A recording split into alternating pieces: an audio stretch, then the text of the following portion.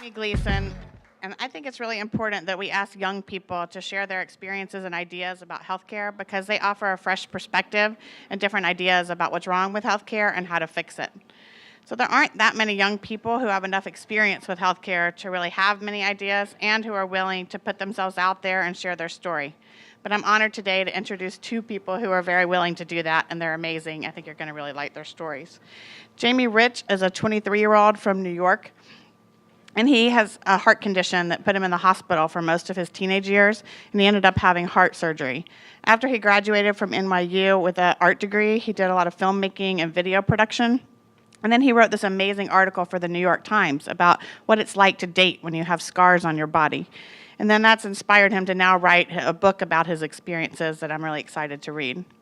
The other person that I'm excited to introduce is my daughter, Morgan. I can't tell you how proud I am of her and her willingness to share her experiences to change healthcare. She started sharing her story at the age of 15, and it took a lot of guts to stand up in front of large crowds of doctors and nurses and share her frustrations. She's just finished her first year at Auburn University, where she's majoring in health services administration. We're going to watch a short video and then help me welcome them to the stage.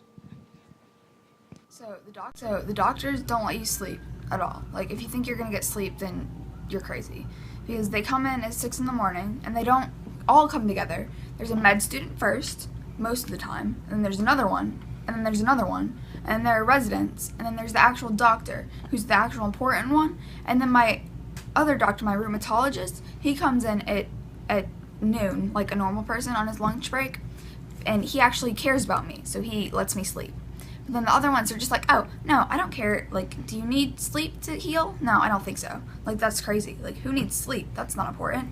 So they come in at whatever time, at 6 in the morning, and I am here, and I need sleep. I need to be awake. I need to be happy, and I've tried to tell them that I give better answers, and I will talk to you more, I will participate more if I'm not laying in bed like, what did you say to me? Are you talking to me? I'm asleep. I'm sorry. Yeah, so that's not going to work if you're not getting me engaged and talking to you. Then that's how people work together and do things, because they talk, and if they don't talk, then it's bad. It's just not good. It's not good, and it really annoys me too when they ignore you and they try to talk to your parents. Like, I am 15 years old. I know that's not that old, but at least I should have some say in what I want being done to me.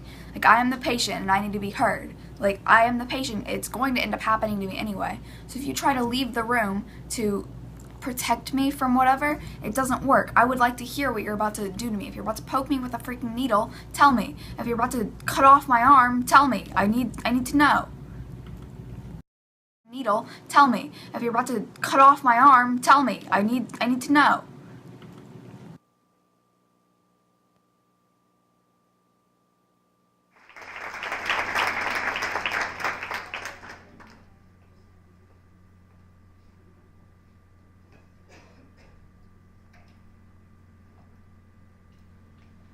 Hello? Hello? Is that all right?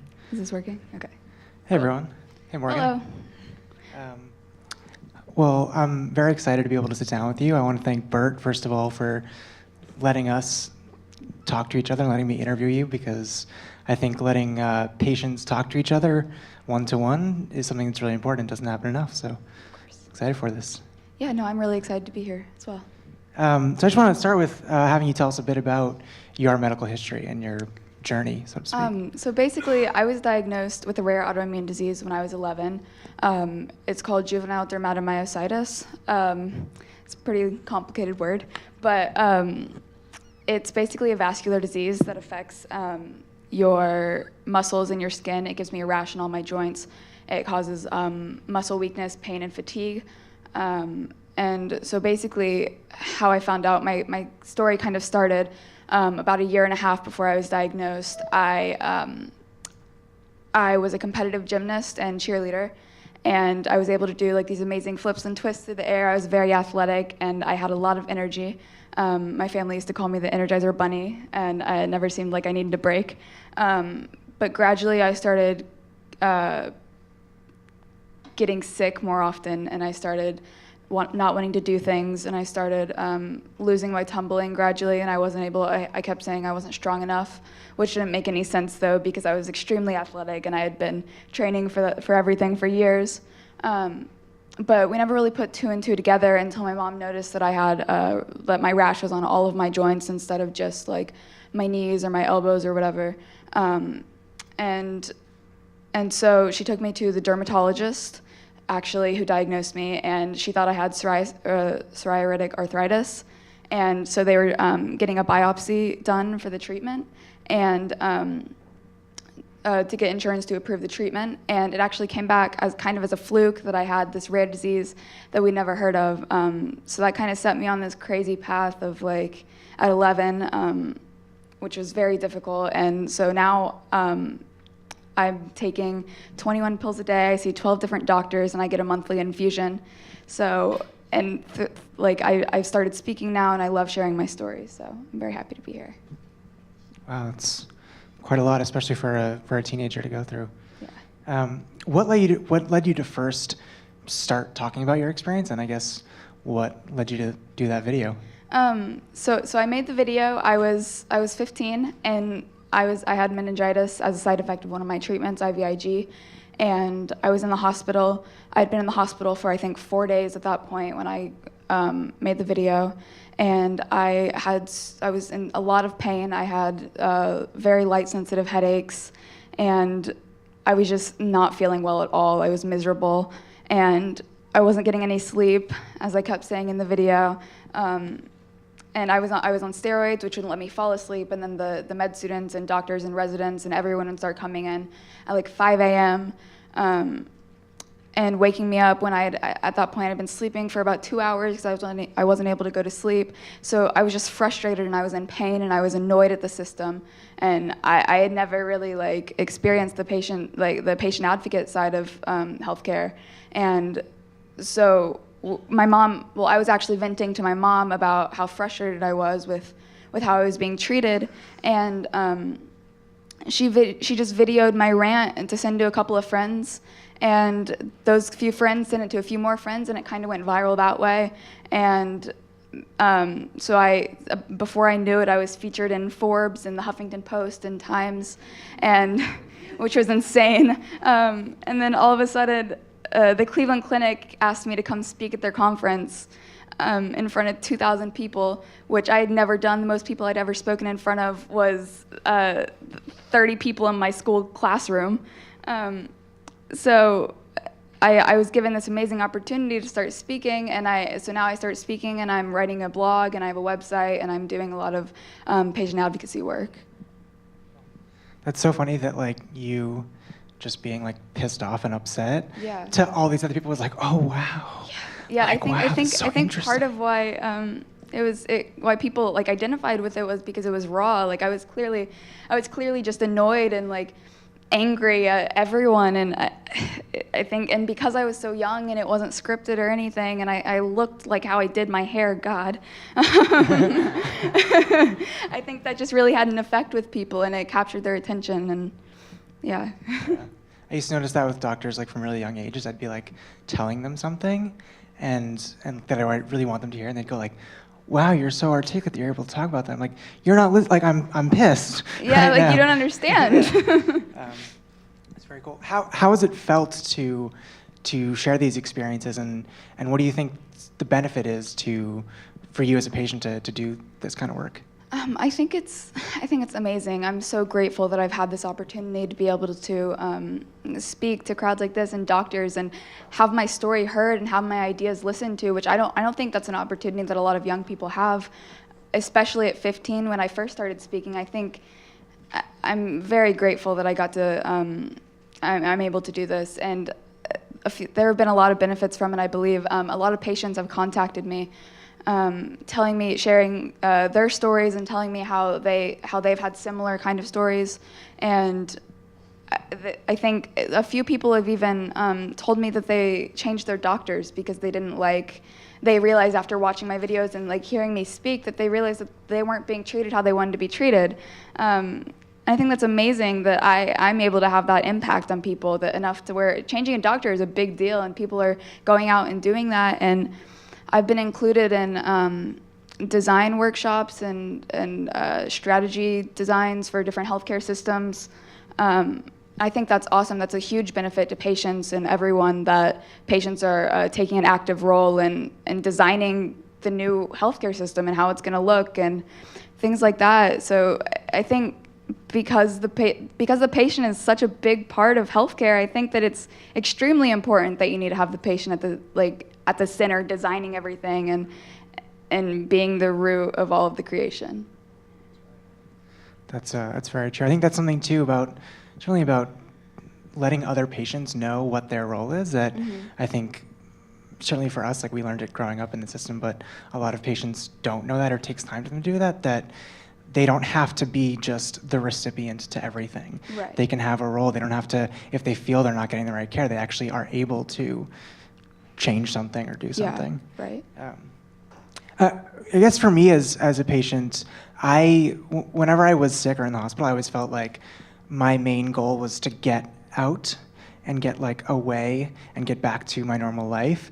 Do you ever feel there's a contradiction or a friction, I guess, between sort of the educating and the talking you do that is very much about your experience and the sometimes natural inclination as a patient to just want to get beyond the situation you're in and just get out of it? I see these two things as completely different things that I do. I see getting treated as a patient as completely separate from being a patient advocate and sharing my story to crowds like this. So I honestly don't see that much of I don't desire to get away from the healthcare point of view, because I really enjoy doing this and I enjoy making a difference. And of course, I love when I get discharged from the hospital and I'm able to be well again, as anyone would be. But I also really, really enjoy doing this and working in this field of work. What are some areas of the patient experience that are most important to you? What are kind of your flashpoints? I think I have two really main ones, and I think they're based around communication between patients and doctors, and then also placing the patient at the center of their care and making them a role in the primary decision maker in their care. So I think with the communication one, I think the doctors really need to listen to the patients and not make them feel difficult if they have something to share, or if they disagree with something the doctor is saying, if they don't believe that's the best treatment for them. I believe that it should be a communication, that it should be a conversation where they can talk about what would be the best option for them as a person.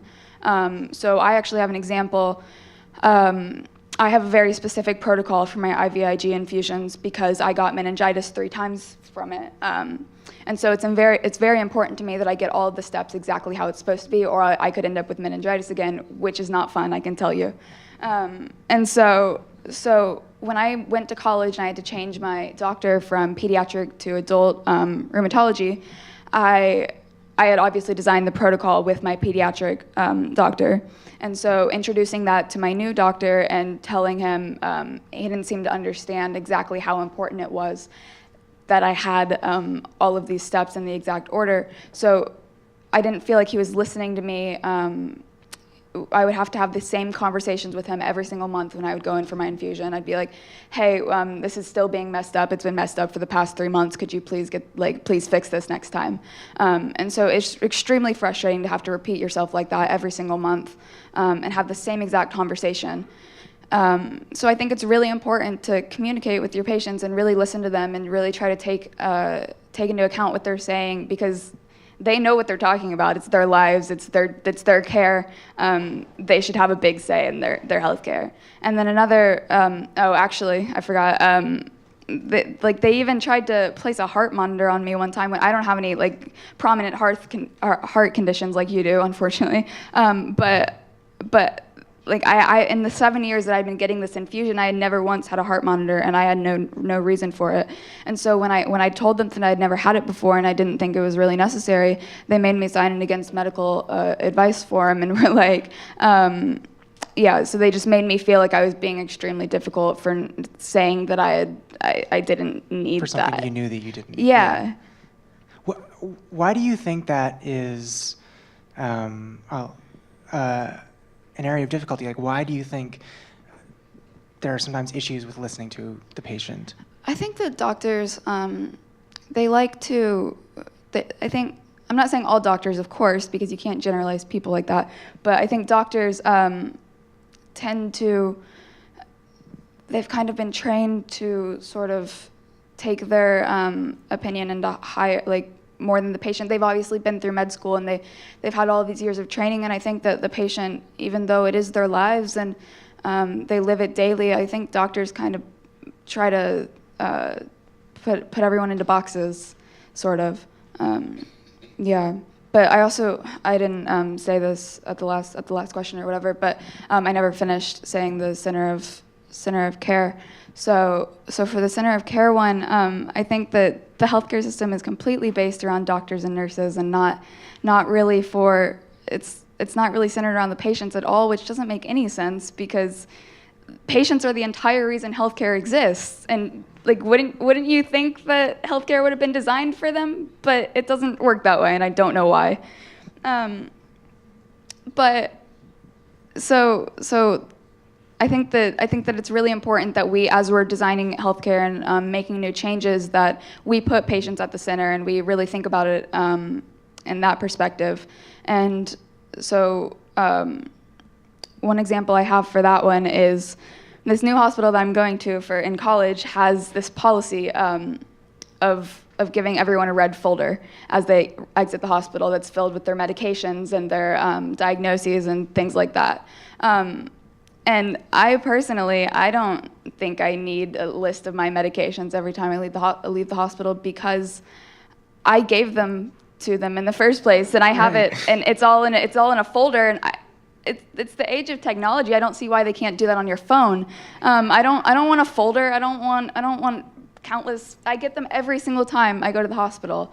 I don't see why that can't be on the phone or anything. And they made it a policy. It's such a strict, unbending, unflexible policy that they will not allow you to leave the hospital without that red folder in your hands. I actually threw it away one time because I was like, I don't need this. And the lady made me go pick it up out of the trash and take it out the door with me. Oh my God. And so those kind of policies, I think healthcare is so, I think obviously someone came up with that idea with the intention of a good policy that would help people, and I'm sure it does help certain people who don't know as much about their healthcare as me. Yeah. But I personally, I don't believe that I need a folder like that. Yeah. And so I don't see why the policy is so strict and unbending that I can't say, well, I don't think I need that. Right. Can I just throw it away, please? It's not sculptable to the person. To someone. Yeah. Certainly for someone who doesn't know their medications, it might be useful. Right. But to you, my hospital does that as well, and I've been delayed on discharges because the thing they give me has medications that I've never taken, and I go like, I don't take that, and they're like, yeah, you do. And I'm like, I told you no, but actually I don't. Where did you get that from? Yeah. Any other areas that are important to you, or you feel that are kind of underappreciated? And yeah, I think there are a lot of underappreciated ones. I think as healthcare is being redesigned and everything, I think that people are trying to redesign it so it's at the center of the patient is at the center of care. But I think there are a few other ones that aren't talked about as frequently, such as I think that healthcare isn't personal. Like I was saying, kind of, it's not. I think people try to generalize patients into one big group, and really there are many different types of patients. There are multiple different kinds, and I'm a rare type of patient. I know everything about my healthcare. I know more accurately about what I'm taking and what I'm doing than the doctor does. But I'm definitely not the average patient. And I'm not afraid to speak up when I feel that something is unnecessary or something is going wrong, whereas other people would feel hesitant because they feel like doctors are like all powerful and they know everything. But I don't look at it that way. I think that I have a perspective. But I think that healthcare is personal in the way that people don't look at patients as different kinds of groups. They look at it in one gigantic just patients, but there are different kinds of them, and I think we should treat it as such. I also believe that another idea I have is that I think that we should start judging patients' well-being based on patient success based on their personal interests, and kind of trying to learn about them and doing things like personalized toward the patient. So for example, I ride horses and I love to ride horses. And so I judge my success in my healthcare, or my, if I'm healthy enough to ride my horse 5 days a week, because that's something I love doing. And so I think, I don't really care if this one lab result is off a little bit, right. because I like, if I can still ride my horse, I'm like, all right, that's fine. Like, I'm not 100% all right, but I'm okay enough to do this. And then also, if they say, oh, well, all your lab results are fine, I'm like, well, I'm not feeling well though. Like, I still can't do the things that I love to do. So I think we should look at it that way instead of just based solely around the tests and things. I think that's very smart, and probably how people should look at things more about the goal of the person that's sitting in front of them. Yeah, of course. Yeah. I also want to talk about what's great about that video is the subject of like the patient room and the inpatient experience, and which is something that I don't think is discussed enough, and we've talked about this. Yeah. One thing that I used to say as someone who spent, hundreds of nights in patient rooms is when something would be annoying or would be keeping me up at night or making me feel uncomfortable, I would say to a doctor or a nurse, like, I live here, and they would laugh at me. Yeah. Like, no, no. it becomes your home. Yeah, it becomes your it's home my while home. you're there. And I don't see why people treat it as, well, you're in a hospital, you have to suffer, it has to be uncomfortable. And people often try to compare hospitals to hotels or something. Like, I'm well, not here you for can't. business. Yeah, they're like, they try to use that as a way to undermine the importance of patient experience and comfort. But really, why can't it be like a hotel? Like, why can't you be as comfortable as you are in a hotel, just with worse perks? Like, I just don't see why that's not part of the conversation. Like, there's people come in at 5 a.m. Like I was saying, they come in at 5 a.m. and draw your labs. When, like, why does it have? Like, I mean, I know there's probably an exact reason why there should be 5 a.m. But when you look at it, like, realistically, that's extremely uncomfortable and awful thing to wake up to when you then wake up. they draw it at 5 a.m. and then like 2 p.m. the next year, like, did you get those results back? Oh no. Oh no, they're So- not. No, they're we're not still ready waiting yet. on those. I'm like, you drew it at 5 a.m. You've had like a lot of hours to do that. But that's one thing, and then just the entire environment of the hospital is so screwed towards uncomfort that I can't even get my head around it. But like the IV pumps too, they beep so loud and so frequently, and why? Why can't it beep in like at the nurses' station where they can actually do something about it? Like if it's beeping right next to my head and it's hurting my head, like why do I have to deal with that? I can't do anything about it. Yeah. I can't do anything but press the silence button where it works for a minute or two. Yeah. And then it starts again, and you know that they won't be in there in 2 minutes, so I'm gonna have to sit there and press it like 50 times before they come in. Right. But I just don't see why things like that, why can't it beep at the nurse's station? Why does it have to make me uncomfortable and unhappy to listen to that? Right. Especially if that's, nurses have 1,000 jobs to do, but especially if that's part of the purpose. You're in a hospital to be supervised and to be under medical attention. Sort of the opposite of what Dana was talking about, like being at home and wanting the alarms to go really loud to wake you up. In a hospital, that you're there for the supervision and the attention and the other person sort of keeping a guard on that.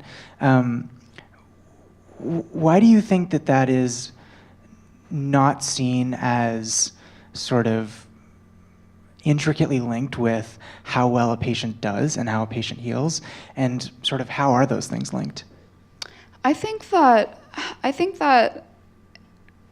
people don't really tend to look at that. Like I was saying, I think doctors and nurses and medical professionals tend to look at the test results rather than the actual patient's feedback, and they tend to look at the test results are fine, but like when you say that you had an awful night's sleep, they're like, well, I mean, yeah, that's expected. So I don't think I just think I think people need to kind of adapt their thinking and start looking at it in different ways.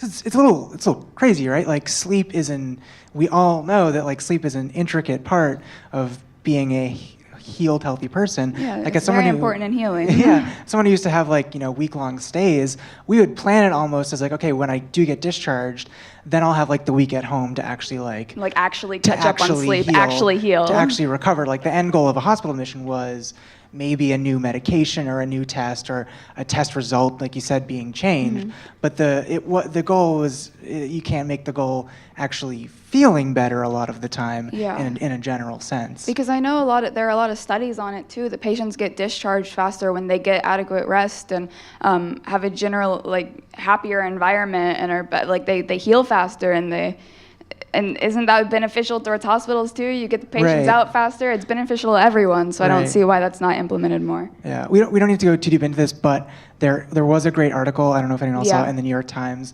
I think in February, called "Bad Hospital Design is Making Us Sicker." Yeah, that was an awesome article. Yeah, and look it up if you haven't read it. And it doesn't fully go quantitative with it, but it is about the general idea of something that like I said my whole life growing up, which is like, if you have double patient rooms, you're sharing a room with someone else who is sick, if you have alarms going off, if you're not getting sleep, if your medication is, a lot of times patients' medication schedules are changed to be incorrect when they're inpatient because they have to like re-educate on their medications each time they come in. Like if that, how is that not seen as linked? So, right. And I'm glad that's getting more attention. And same. And I think it's definitely an important part of it. Very cool. We talked about that. Why is sort of what you do and what a lot of patient advocates do, why is educating about and discussing these issues up to us? Why is it up to the patient? I think the reason that refining healthcare and designing it so it's better is so up to patients is because we're the ones who are frustrated with it. We're the ones that experience it every day, and we're the ones that have problems with it. You can't really understand how to fix things better if you haven't experienced it. It's like it just doesn't make sense. You can't try to be an expert on something that you've never done before. So I think patients need to be the ones at the head of it, really driving it forward and making change and getting people to listen. And because even if patients aren't the ones that are able to directly like change things, they are the ones that can push at it, and they are the ones. I think that also because doctors and nurses, the system works kind of all right with them, not as bad. It kind of works a little bit all right for them, not as bad as patients, definitely. So I think that they don't have as much motivation to change it as we do because it's frustrating and awful for us. I want to be able to get to questions, but I have sort of one or two more before we wrap up. It's definitely easy for us as patients to talk about problems. I'm sure we could spend like 6 more hours here talking about things we want to fix. But it can also be helpful to talk about things that have gone well and how those things can be models for the future. So maybe if you have some examples you want to talk about or experiences where you've been treated in a way that you wish you were treated all the time, or... Yeah, no, there are actually a lot of examples of positive things that doesn't all have to be negative. But one very simple one is when I was in the hospital for meningitis and I had the light-sensitive headaches. The light from the IV pump was even hurting my head. So I asked the nurse if they could do anything about it, but she came up with like a really simple idea of literally just putting a blanket over it. And like things like that, it doesn't have to be super complex. Like it doesn't have to be some hospital-wide policy that needs to be put into place. It can be super simple solutions, like that kind of stuff. And like that shows that it doesn't have to be policies and big things. It can be little things also. Also, there's one of my nurses at this new hospital. She's awesome. I think she's the best nurse I've ever had. I'd been there one time and I'd had her one time, and I came back the second time and she remembered everything. She remembered everything that I liked and everything, like the exact way that I needed everything done and all of that, and without me having to say anything. So the doctor had put the orders in wrong as usual, and she had already called him, like as soon as I got admitted, she already called him and been like, hey, this is wrong, can you fix this? And so it didn't have to be put on me when I wasn't feeling well to manage, educate everyone, to manage that and try to get things fixed. So she was really awesome. She's really awesome just in general. She fixes problems before they come up, and she also just treats me like she enjoys talking to me. She treats me like a person. She acts like she's interested in what I'm doing. She asks me about school. She asks me about like my social life. Right. She's just awesome. So I'd love to see more people really trying to remember, like, if they have repeat patients, like really, because it makes a huge difference when someone remembers that, and it makes you feel like you're being listened to and understood, and it really impacts the entire experience. Sounds like it just comes from looking at you like Morgan and not the diagnosis that needs to be fixed. Yeah. Last question before we take audience questions.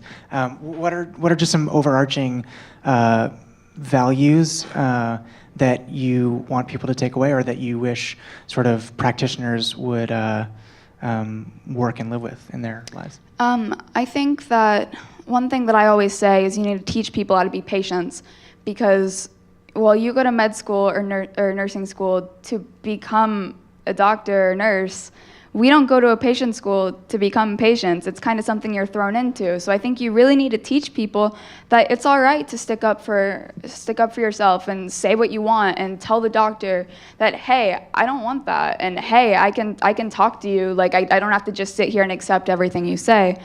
I also think that it's extremely important to always ask people what they like. Always ask patients what they want, because maybe what you may want in their situation isn't always what they'll want. Everyone has their own experiences and their own preferences, so you should always make sure to ask for that. And then my last little bit of advice is to always treat a patient like one of your family members, but you should really try to make sure that you pick one that you like, because that way that'd probably work out better than if you didn't. That was one of the first things my mom ever learned. Is she met a cardiologist when I was really little, and she saw family photos on the cardiologist's desk, and she said, where would you take your son? What would you have them do? Yeah. And that actually changed what the person was saying. Yeah, no, I think that's extremely important to think about and consider. Cool. All right, we have some audience questions or some online questions.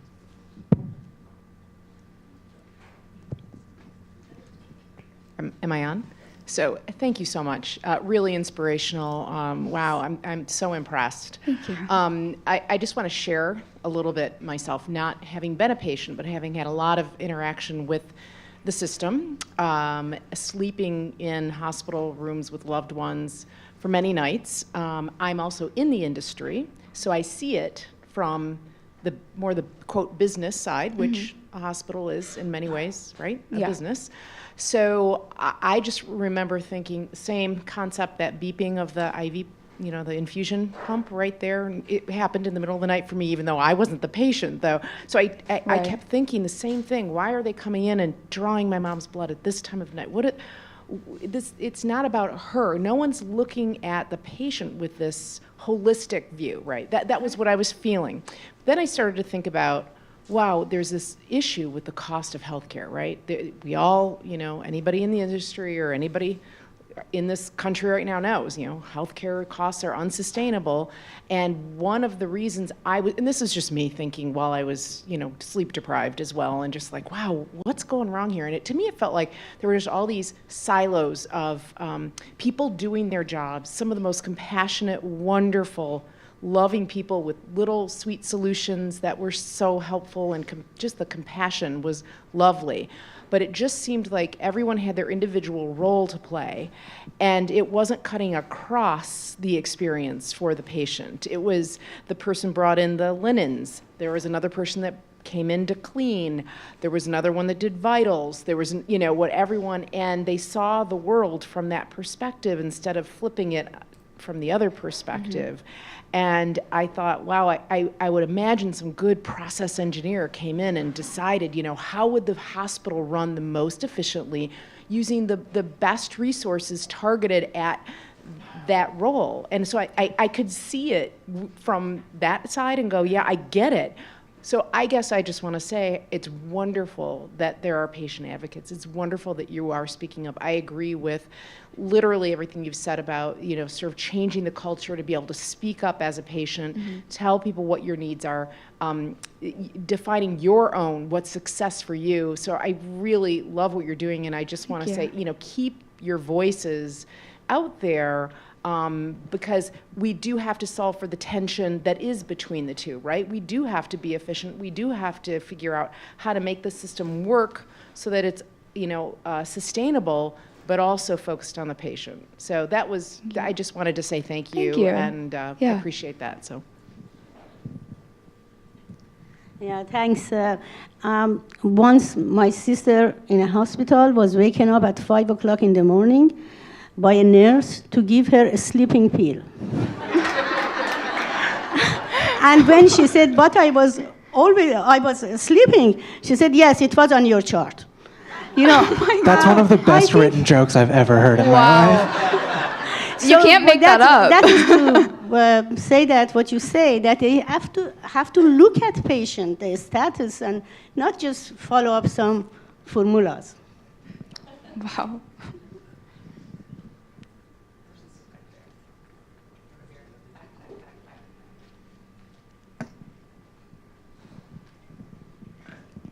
Hi, thank you again for sharing.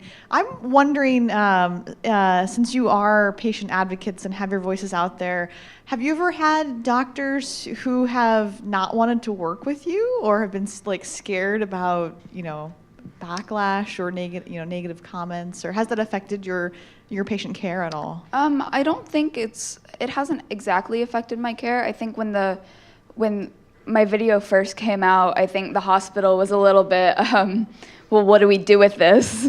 But I don't think individual people have always been fairly nice, and it hasn't ever affected my medical care per se, I don't think. But I was honestly extremely surprised that it was like that. I figured that some people would be upset that I was saying these kind of things, but it hasn't been like that. Doctors have been surprisingly accepting of it and encouraging, so that's been awesome.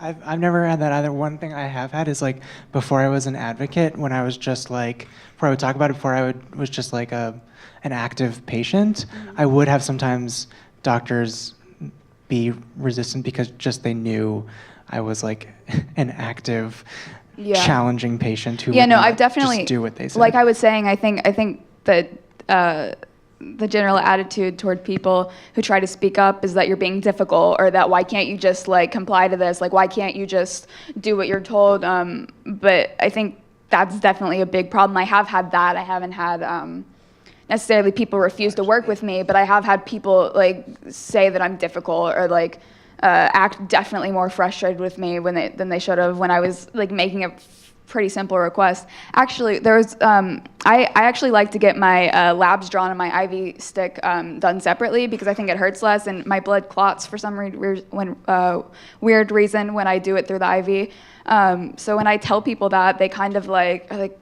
why? Because you have to get stuck twice, and a lot of nurses they were a little bit rude about that when I was just why can't you just do that? Because it makes me happy and it's better for me. Yeah. Yeah.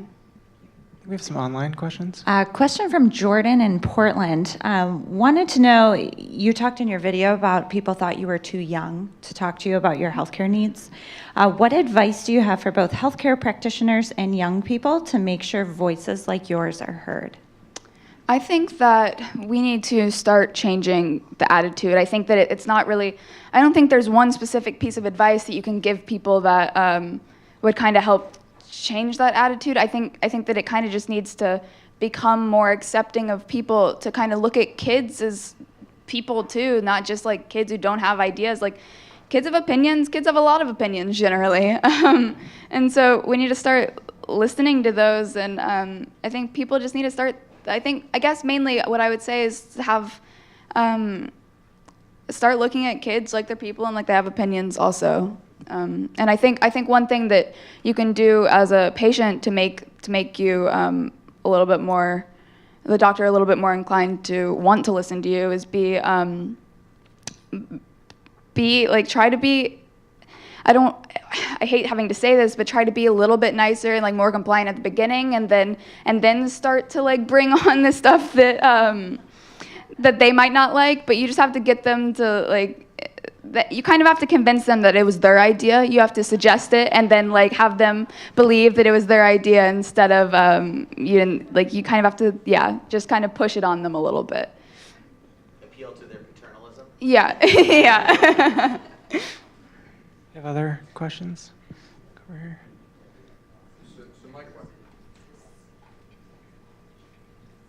My question was actually related to that. I'm curious, now that you're on a college campus, I'm sure you didn't get there and just start talking to all of your new friends about your health journey, but I'm wondering if you've had that opportunity and just to kind of compare notes with some of your peers and how you see them looking at the healthcare system in relation to your own experience, and if you've sort of seen something that's notable to you in that regard.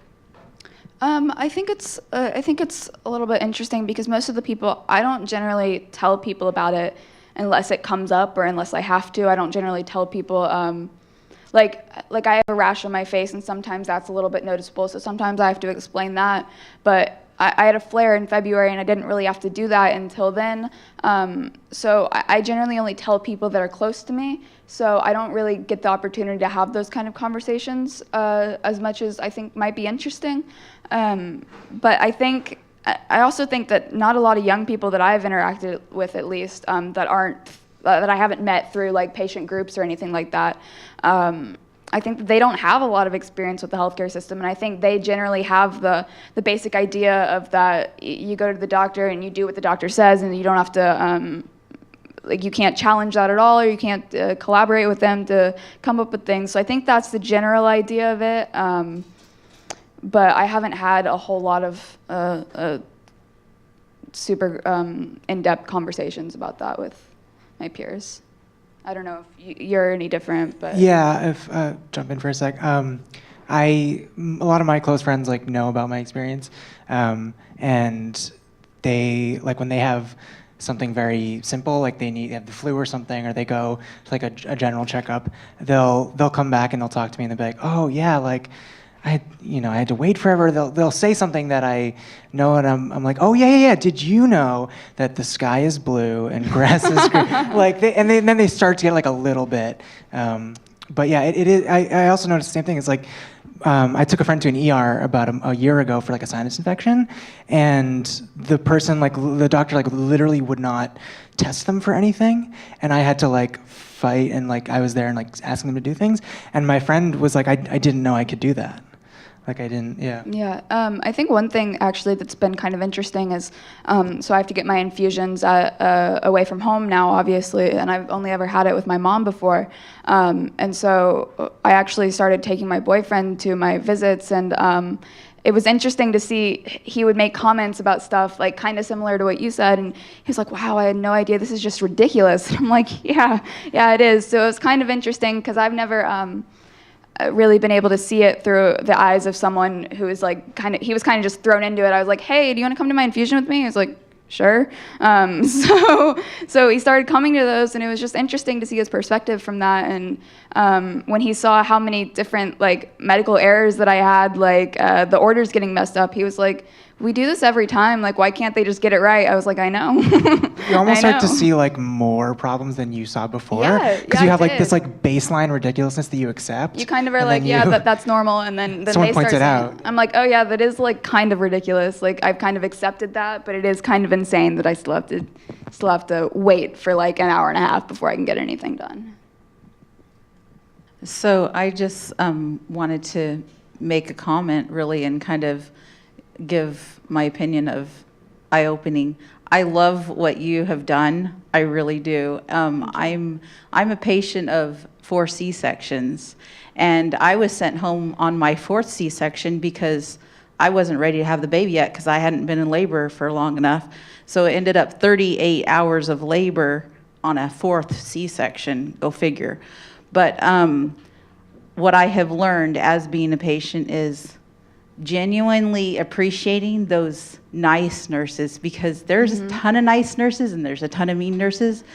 And just that's, I think, in healthcare all around. If we can love the people who love us and genuinely appreciate it, it's going to grow more.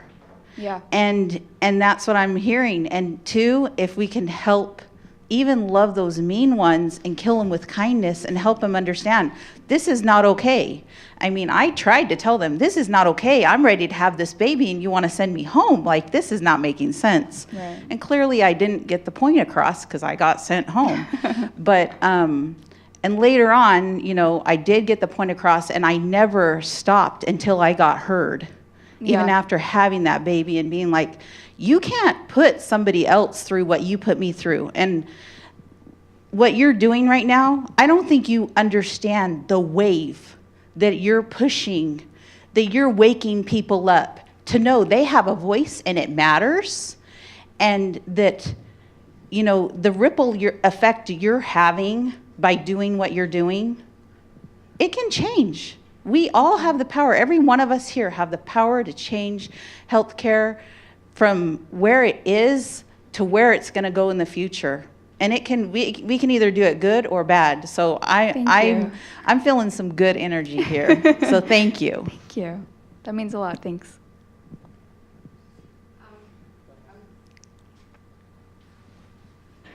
You are really doing a admire job to be a patient advocate for, especially for a young age like that. And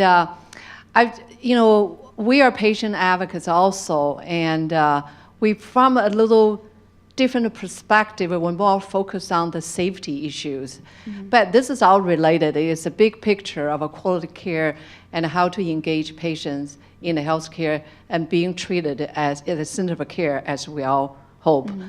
And things have been changing, it's get better. I found the healthcare from our work, our own observation, in the healthcare, the things move more, a little bit faster than the general public. If you go to general public, lots of people are not aware of their own rights, or they should speak up and all the things. But in the healthcare, when there are lots of educations going around and teaches medical professional, patient-centered care. So my question to you, and based on your knowledge and your plan in the future, do you have any thoughts on how you can reach out broadly to the general public to motivate them, to empower them to realize that they have rights, that they should speak up, they should, talk to work with their medical team?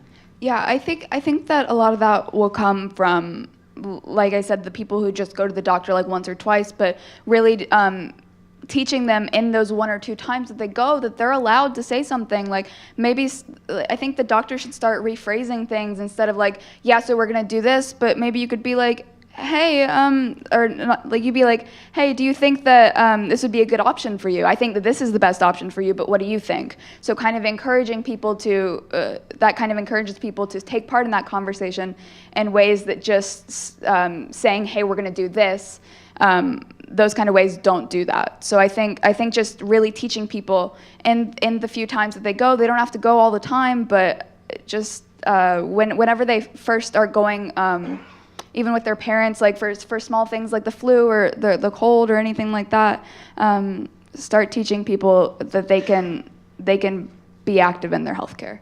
Yeah, I know that there's a very interesting article published just a couple of years ago about how patients and family members are not, they're afraid to speak up, even when people who are knowledgeable, they have a higher education, they're afraid to be treated as a troublemaker. Mm-hmm.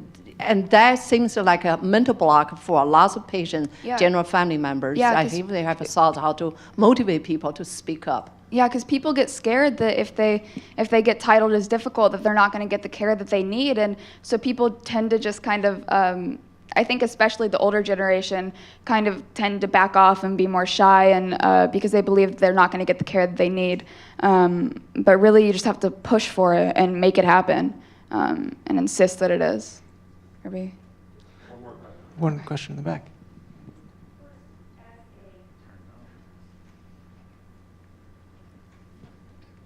First, as a person with psoriatic arthritis, I applaud your efforts and can so relate to your story.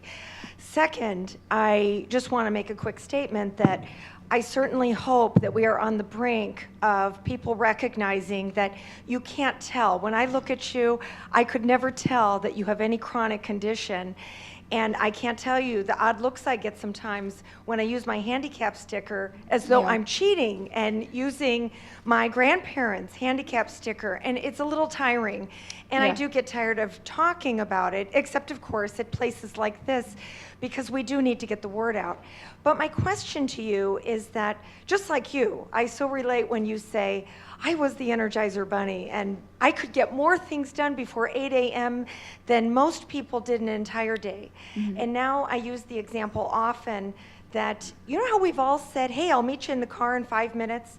Well, for me, it takes 20 now. It took me a little bit to get here this morning, in fact. Right. But my question to you is, as you are trying to solve some of this, because I can see that we are somewhat similar personalities, I'm guessing, have you found that there are certain groups to sort of help with some of the ideas? I know when I'm in the infusion room, you know, I'm part of the whole bringing the treats, because, you know, when you're in there for 5 hours, what are you going to do?